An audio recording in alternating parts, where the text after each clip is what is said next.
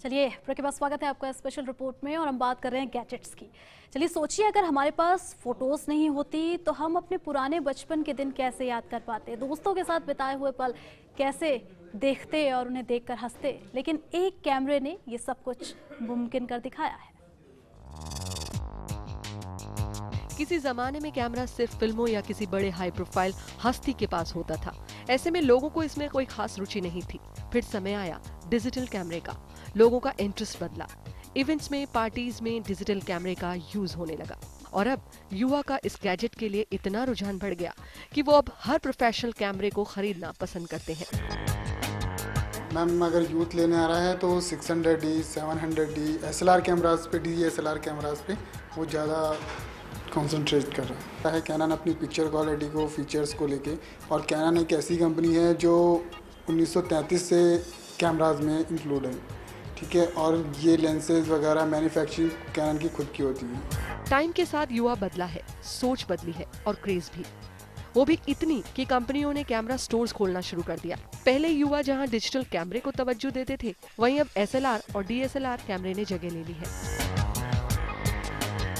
Ma'am, youth अभी जो start कर रहा है वो सीधा DSLR से कर रहा है। अगर DSLR की बात करें तो कैनन की तरफ से फुल डेमो होता है, ठीक है। वर्कशॉप क्लासेस भी होती हैं, उनके अंदर यूथ को पूरा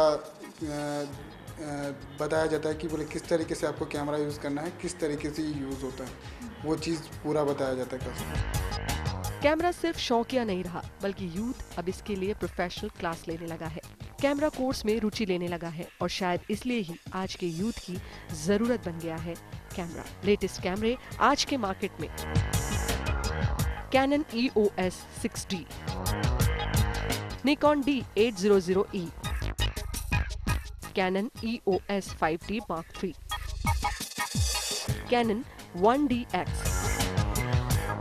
निकॉन D4।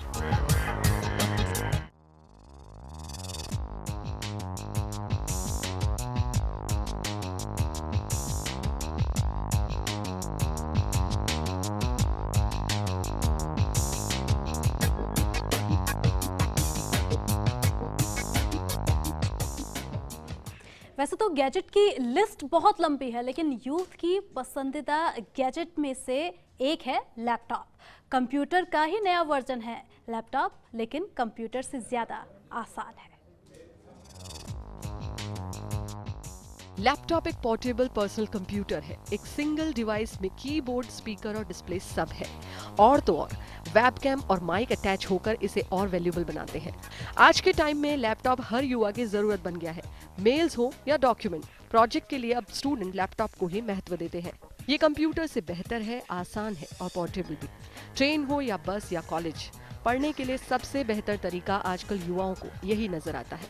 लैपटॉप लेते वक्त सबसे ज्यादा ध्यान यूथ का ब्रांड पर होता है और फिर कॉन्फ़िगरेशन पर। एक ही गैजेट में सब मिल जाना कितना बेहतर लगता है। फर्स्ट तो वो लोग brand, second configuration, third pricing में वो लोग ध्यान देते हैं। प्राइस इंपॉर्टेंट रखते हैं, बट क्या है, जैसे वो कोई भी ब्रांड में जाते हैं तो उस ब्रांड के साथ दूसरे शॉप वालों के वो प्राइस कंपेयर करते हैं। बट हाँ, जैसे अलग अलग ब्रांड में अलग अलग प्राइसिंग होते हैं, उसमें इतना वो ध्यान नहीं देते हैं सपोज।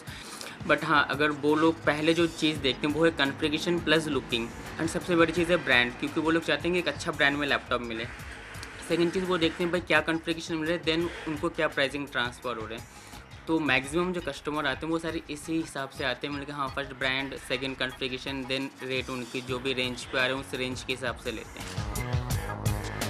शॉपकीपर्स का मानना है कि ऑनलाइन शॉपिंग का इफेक्ट पड़ा है, लेकिन यह रिटेल की जगह नहीं ले पाया। लैपटॉप जैसी वन टाइम इन्वेस्टमेंट वाली चीज युवा एक विश्वास पर लेना पसंद करता है। ऑनलाइन शॉपिंग से डेफिनेटली फ़र्क पड़ा है, लेकिन जो आदमी समझता है कि ऑनलाइन के अंदर मैनी टाइम्स चीटिंग भी होती है, उसके अंदर मैनी टाइम्स आपको जो प्रोडक्ट बोला है दिखाया जाता है उस तरीके का प्रोडक्ट नहीं होता है।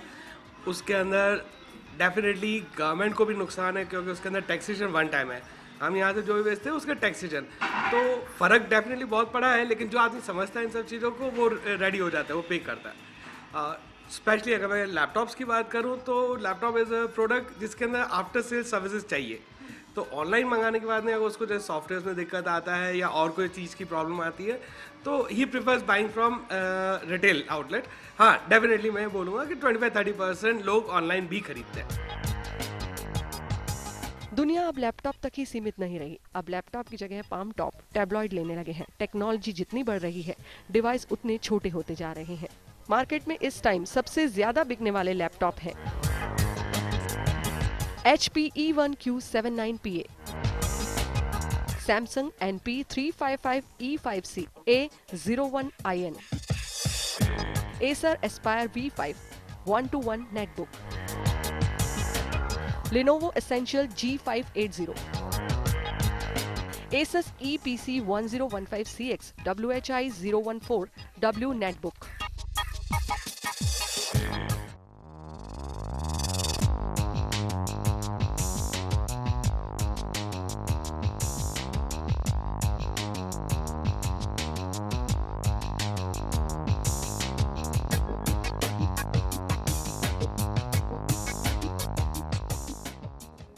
और चलिए अब जानते हैं कुछ और युवाओं से कि कैसा है ये रिश्ता उनका और गैजेट्स का।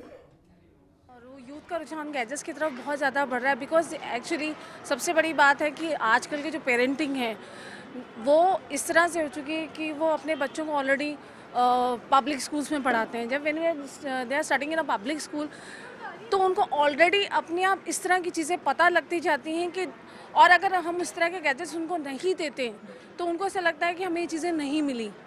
अगर किसी के पास है दे अट्रैक्टेड टू देम, तो इस तरह के अपने आप ही वो उस तरफ अट्रैक्ट होते हैं और वो इस चीज़ को एनालाइज नहीं कर पाते कि अगर हम इन चीज़ों को नहीं यूज़ करते हैं तो उनको लगता है, एक तो उनके अंदर इन्फिनिटी कॉम्प्लेक्स आ जाता है। वो इस चीज़ को एनालाइज नहीं करते हैं कि अगर हम इस चीज़ को कम यूज़ करेंगे they are more capable for the studies. But हाँ, कुछ जगह मैं ये मानती हूँ कि ये गैजेट्स और ये पॉजिटिव पॉइंट में भी हैं as well as the negative point में भी हैं।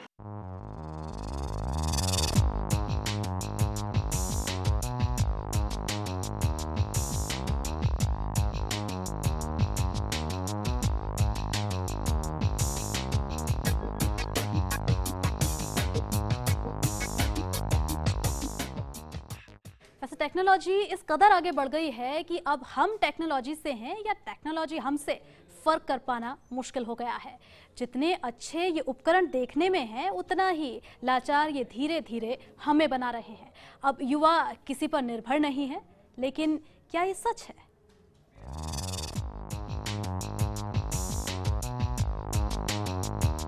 टेक्नोलॉजी जिस तरह हम पर हावी हो रही है, हम उसे देख नहीं पा रहे हैं, लेकिन ये सच है कि आने वाले समय में हम इसी टेक्नोलॉजी के गुलाम हो जाएंगे।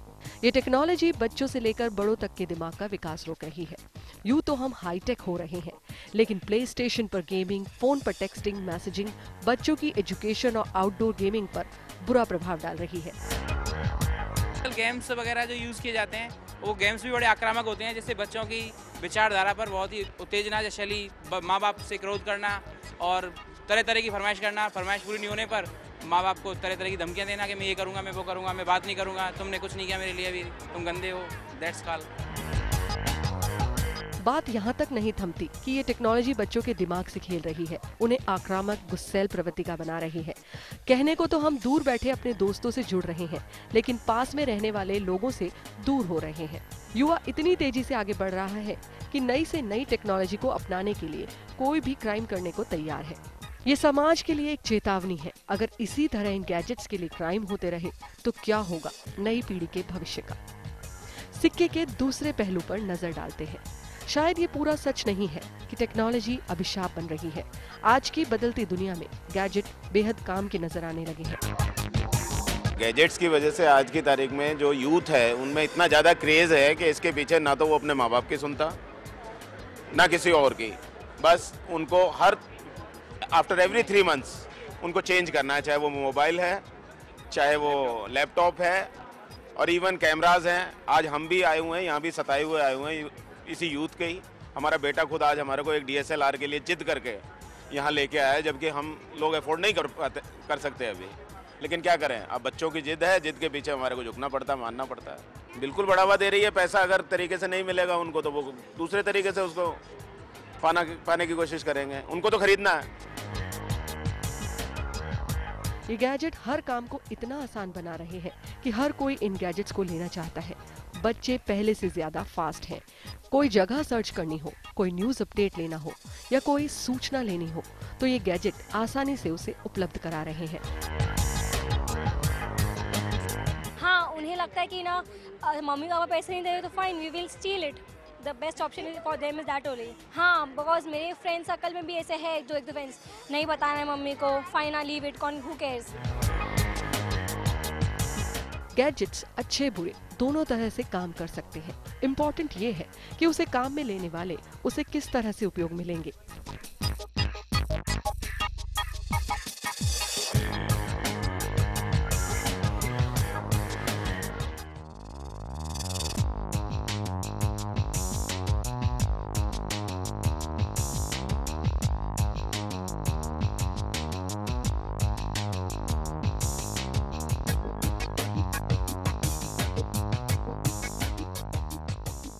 चलिए तो स्पेशल रिपोर्ट में आज के लिए बस इतना ही। दीजिए इजाजत, नमस्कार।